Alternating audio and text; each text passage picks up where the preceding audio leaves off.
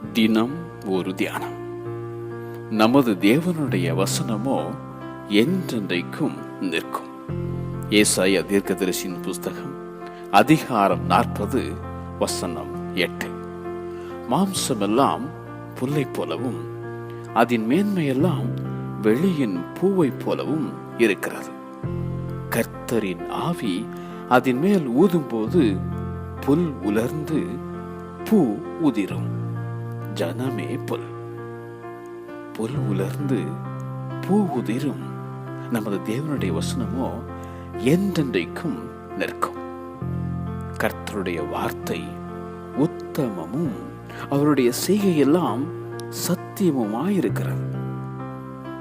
தேவனுடைய வார்த்தை ஜீவனும் வல்லமையும் உள்ளது என எழுதும் அப்போஸ்தலனாகிய பவுல். வானமும் பூமியும் ஒளிந்து போம், என் வார்த்தைகளோ ஒளிந்து போவதில்லை என்றார் இயேசு.